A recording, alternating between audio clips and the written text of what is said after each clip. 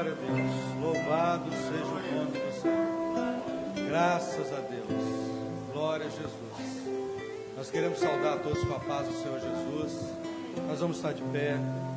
Reverência à palavra de Deus. Zacarias, capítulo 6. Profeta Zacarias, capítulo 6, verso 10. Verso 11, 12 e 13. Zacarias, capítulo 6, verso 11 ao verso 13.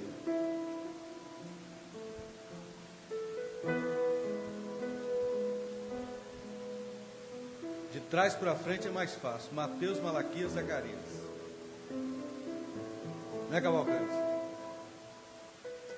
Amém? Diz assim a palavra de Deus, está projetada também. Recebe, digo, prata e ouro, e faze coroas, e põe-nas na cabeça de Josué, filho de Josadaque, sumo sacerdote, e fala-lhe dizendo: assim fala e diz o Senhor dos exércitos: eis aqui o homem cujo nome é Renovo.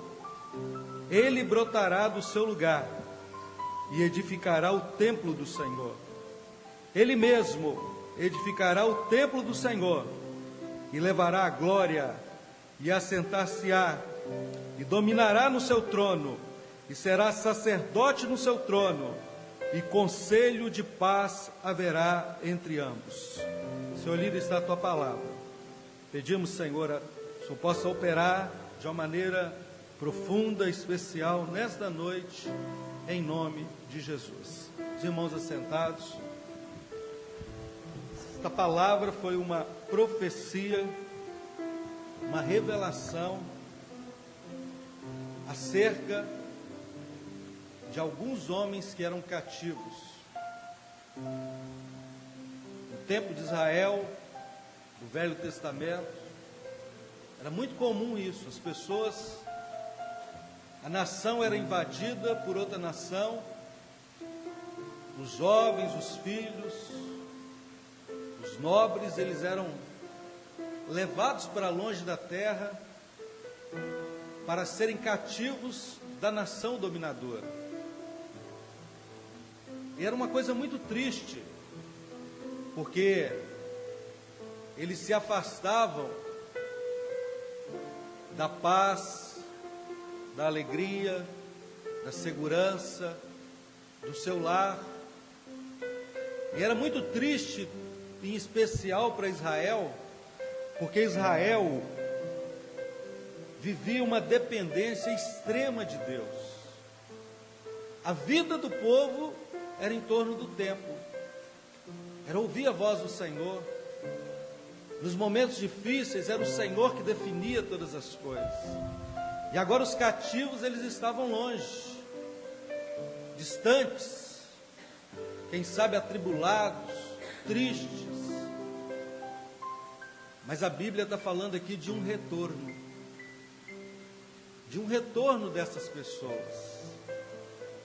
E é muito interessante porque isso se aplica a nós.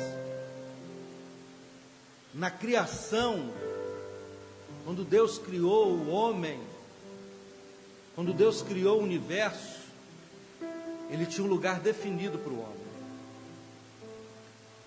ao lado de Deus, junto dEle, na presença dEle, sendo cuidado por Ele. Você pode até pensar que não é assim, mas nós não conseguimos viver sem Deus. O homem não consegue. O homem não consegue ser feliz sem ouvir a voz do Senhor.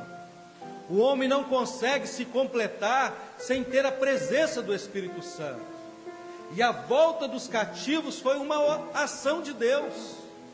E o nosso encontro com o Senhor, a nossa experiência em ouvir a voz de Deus, em sentir a presença dEle, em estar na casa dEle, cantando louvores para Ele, é uma ação dEle, é um desejo dEle. Mas Deus fala com o profeta assim, ó: recebe na mão do cativo a prata e o ouro que eles têm, porque tinha um fim aquela prata e aquele ouro. Recebe deles, traga eles para perto, para que sejam feitas 2 coroas. É muito especial isso. Aqui não está falando de uma cobrança, de um imposto, de uma taxa que Deus estava cobrando daqueles homens para estar ali, mas era espiritual.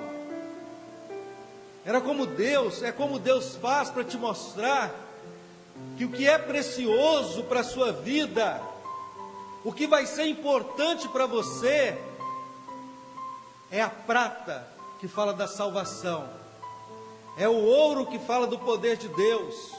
É isso que nos sustenta, é isso que é importante para nós, é isso que Deus quer que seja importante para você a partir de hoje, talvez, que você viva a salvação, que você sinta o poder de Deus, o agir dele na sua vida. Mas isso não vai vir de qualquer lugar. Aquelas 2 coroas tipificavam uma soberania, e havia uma cabeça para aquelas coroas estarem. E é interessante que Deus cita o nome daquele sacerdote, Josué, que significa Yeshua, que significa salvação, que é o mesmo nome, o mesmo significado dado a Jesus, o nome Jesus. Então aquelas coroas, elas iam ficar na cabeça do Yeshua, do Jesus, do Senhor Todo-Poderoso, para te dizer que a salvação que você precisa, ela não vem do homem, ela não vem da racionalidade, mas ela vem do Senhor. O poder que está nas mãos dele está sendo dado para você, a condição de você ser vitorioso, a condição de você caminhar e ter tudo na sua vida, vem dele. Então quando aqueles cativos chegassem, eles vão ver o resultado na cabeça de Josué. As coroas estão ali, elas estão firmes ali, elas estão bem colocadas, e é esta experiência que Deus quer te dar. E o Senhor continua a dizer, e diz assim: o nome dele, ele vai se chamar renovo. E é esta palavra que Deus está dando para você. Jesus, ele vai significar na sua vida renovo, porque ele vai renovar a sua vida, ele vai renovar a sua família, ele vai renovar a sua casa, ele vai renovar a paz que um dia você perdeu, porque ele tem poder para isso, porque ele pode fazer isso. É um Deus que transforma a nossa vida, é um Deus que tira o homem do lamaçal do pecado, do fundo do poço, e coloca ele de pé para ser vitorioso. Esse é o nome dele. É assim que Deus quer que você conheça Jesus. Não é uma figura histórica, não é um personagem que passou, mas ele é renovo todos os dias na nossa vida, e ele quer ser renovo todos os dias na sua vida. Mas a profecia continua, e ela diz assim: ele brotará do seu lugar e edificará o templo do Senhor. É uma transformação. O templo estava destruído, talvez aqueles cativos não conheciam o templo que existiu, mas agora o renovo, ele ia construir o templo. Mas essa profecia não era para o templo físico, mas era o templo no nosso coração. É um Jesus que a partir de hoje vai fazer morada na sua vida, vai habitar no teu ser, vai comandar os seus passos, vai dirigir todas as coisas da sua vida. Ele vai brotar, como a fonte brota no deserto, como a água brotou da rocha, como a raiz da terra seca que brotou pelo milagre. Jesus, ele quer nascer na sua vida. O lugar que não tem condição, o nosso coração era um lugar inóspito, não tinha jeito. mas por amor à nossa vida, Ele quer nascer nos nossos corações. E aqueles homens se maravilharam com aquilo. E a profecia, ela continua e diz assim: Ele mesmo edificará o templo. O Senhor tinha o poder e o comando sobre os anjos, mas Ele não fez isso. Era Ele mesmo que ia fazer. Era Ele que ia pisar o lagar sozinho. Era Ele que ia enfrentar a cruz sozinho. Era Ele que iria morrer sozinho pela nossa vida. Esse Jesus que é o renovo para você, esse Jesus que transforma a vida do homem, um dia Ele demonstrou o seu amor. Ele firmou esse projeto morrendo sozinho na cruz do Calvário. Ele não precisou de ninguém. Ele não teve ajuda de ninguém, mas Ele morreu por amor às nossas vidas. Ele morreu por amor à sua vida. E terminando aqui diz assim: e Ele dominará no seu trono. Agora depende de você.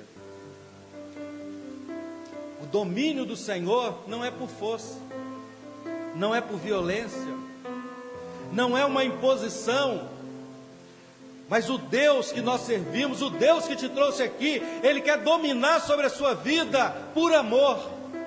Ele quer dirigir os seus passos, Ele quer ser o conselheiro seguro, Ele quer ser a direção segura para a sua vida.